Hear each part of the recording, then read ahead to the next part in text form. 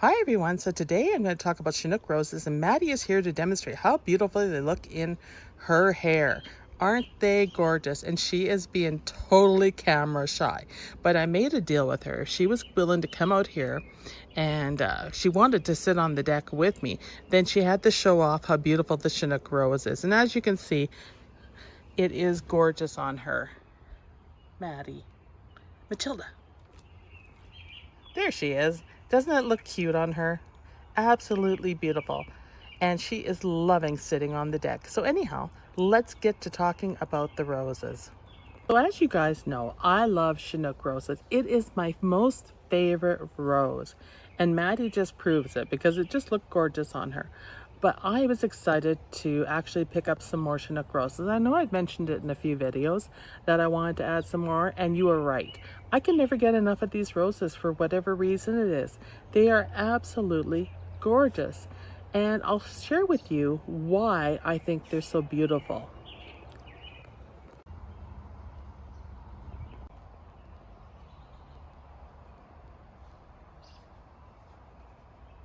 Now these roses are grown here by Rooted Living. They are the Chinook Sunrise Rose, and they're good for zone 3. We're just going to have a look at the back. They're going to flower June to August. They are a flush with a variety of exotic coral colors in the 49th Parallel Collection. And you can see here they are a product of Canada, just so you guys know. They were $39.99 and I paid half price for them. So I lucked out. I had to hunt and search to find these, you guys. It was no small feat to find them, but I'm so happy I bought them to fill in the gaps in the garden. Now when we look at these roses, when they fade out to a light pink with a pink tip here, and still you can see shades of yellow. But when they first come into bloom, they're a very strong peach, a peachy pink. And I think they remind me of a pina colada in a lot of ways. But I think they're beautiful with this shade. And then you can see this one has gotten a bit lighter here, so more of a yellow center coming on this, and they're starting to fade out on the edges to a peachy yellow. And they're very, very pretty as they go through this growth cycle. Now, why do I like them? Well, number one, constant blooming. They never stop blooming. There's always some buds on the plant blooming. They are tough. Okay, that would be my number 2 reason. They're really, really tough. They survive our winters here, and I'm in zone 3 that are very, very cold, and they come back stronger than ever. As for disease resistance, they are very, very disease resistant. I never really had a lot of trouble with black spot if I did not overhead water. So if you water at ground level, then you don't see a lot of the black spot. And you can see here there's a bit of it here in the plant just because they weren't cared for the best at the grower because they wanted to move them out. The third reason I really, really like these, of course, is the color. They are stunning. They stand out in the landscape. You can pretty much put them with any color in your garden. I like them with purples. They are stunning with whites. That really brings out that peachy tone. And then as well, they're gorgeous with yellows. But I have been pairing them with purple salvia New Dimension because it's a shorter growing salvia and they look really good with it. And purple brings out this peachy tone even more. You can see all the buds on this. You can see what color the buds look like when they're getting ready to open. And there's just multitude of buds on a stem. You can see here, these are spent. And you'll get even more. Because they've been in the container for a while, they do need a bit of a pruning. But to me, these are the ultimate rose, or no care or little care rose. And I could have my entire garden filled with them and it would make me so happy. So you will see me add more of these over the years. But they are just stunning. The other thing, which would be number 4, is they're very, very fragrant. So when I have them bunched together, I walk past them, I have them sitting on a step or right now on the table, and you can smell them. And it's a citrus, a little bit sweet fragrant. You definitely know that you're smelling a rose though, but it's a beautiful smell. It's not something that's nauseating or overpowering. It's a nice, sweet, light smell. But you can definitely smell them when you walk past a bunch of them, which is amazing.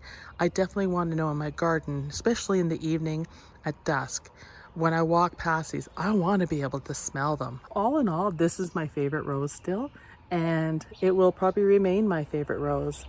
The color is stunning. They just stand out in the garden, and they're so easy to grow and plant.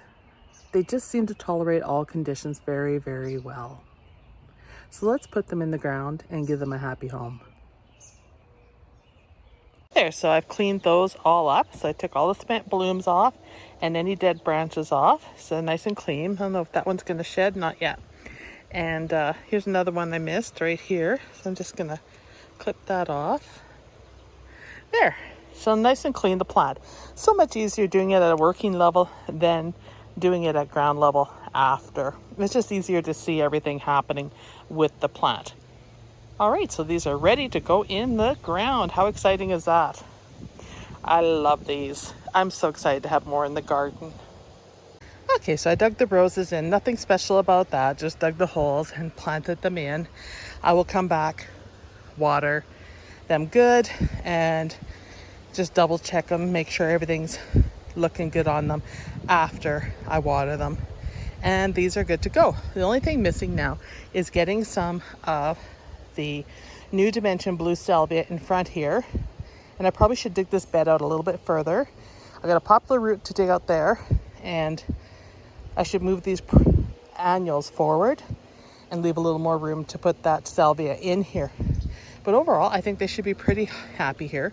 I had soaked them really, really well before planting, and then I'll water them really good after to settle the soil in and get any holes or gaps in the soil out and make sure they're well set to be successful in this spot.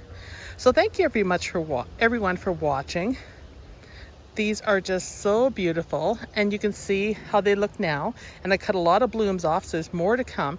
And if we walk over to this side of the yard,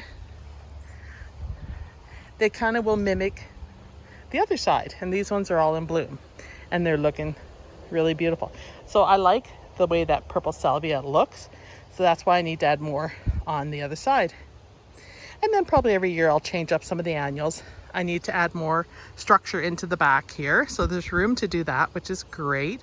I need to do a few more things in here to fill in some of the gaps. And there's a lot of lilies in here of the dwarf type over there that I probably should move forward. So some rearranging required on this bed. But for the most part, extremely happy with getting these flowers and finishing that side. It just seemed rather incomplete to me without the roses, and the roses are the hardest to get. The salvia I can actually dig up and split and make more plants on that side, which is another option I have. But right now I'm going to let the pollinators enjoy the salvias because they're in full bloom right now.